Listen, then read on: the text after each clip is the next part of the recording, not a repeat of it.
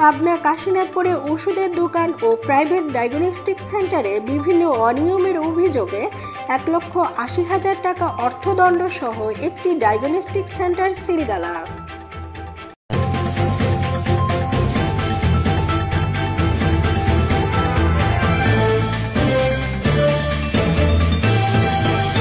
আসসালামু আলাইকুম। পাবনা থেকে শরীফুল ইসলামের পাঠানো তথ্যচিত্রের সাথে আছি আমি পিঙ্কি আক্তার। এবার বিস্তারিত। 27শে ফেব্রুয়ারি মঙ্গলবার দুপুরে সিপিসি 2 পাবনার সহকারী পুলিশ সুপার মনোয়ার হোসেন চৌধুরীর নেতৃত্বাধীন র্যাব 12 এর সার্বিক সহযোগিতায় সিভিল সার্জন ডক্টর শহীদুল্লাহ দেওয়ানের সার্বিক তত্ত্বাবধানে জাতীয় ভোক্তা অধিকার পাবনা জেলার সহকারী পরিচালক মাহমুদ হাসান রনি এ অভিযান পরিচালনা করেন। এ সময় সুজননগর আমিনপুর থানাধীন আহমদপুরের কেয়ার ডায়াগনস্টিক সেন্টারকে ৭০,০০০ টাকা জরিমানা ও প্রতিষ্ঠান সিলগালা করা হয়। পরে সাথিয়া থানাধীন কাশীনাথপুর বাজারের সেবা মাল্টিকেয়ার হাসপাতালকে ৫০,০০০ টাকা জরিমানার পাশাপাশি অপারেশন থিয়েটার ও ল্যাব পরিচালনা ১৫ দিনের জন্য বন্ধ ঘোষণা করা হয়।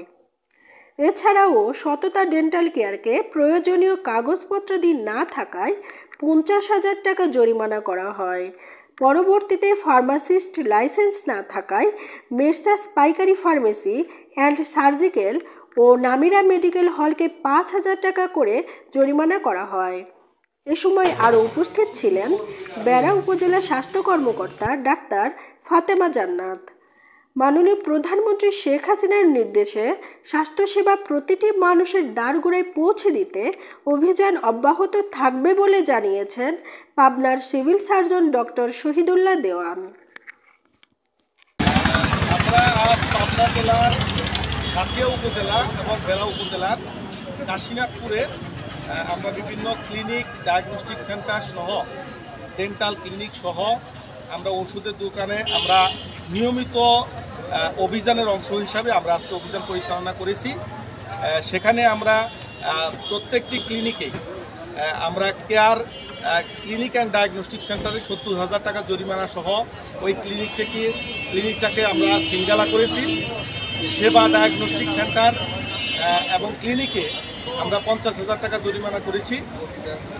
এর সাথে আমরা এখানে একটি ডেন্টালের একটি চেম্বার রয়েছে, যিনি আসলে ডেন্টালের কোনো টেকনোলজিস্টও নন, ডাক্তারও নন, তাকে আমরা ৫০,০০০ টাকা জরিমানা করেছি। এবং এর সাথে সাথে আমরা দুটি ফার্মেসিতে তাদের ফার্মাসিস্টের লাইসেন্স না থাকার কারণে আমরা ৫,০০০ করে মোট ১০,০০০ সহ সর্বমোট ১,৮০,০০০ টাকা জরিমানা করেছি। এবং একটি ক্লিনিককে আমরা সিলগালা করে দিয়েছি, আর একটি ক্লিনিককে আমরা দুইটি বিষয় ল্যাব এবং অপারেশন থিয়েটার আমরা সাময়িকভাবে বন্ধ রেখেছি।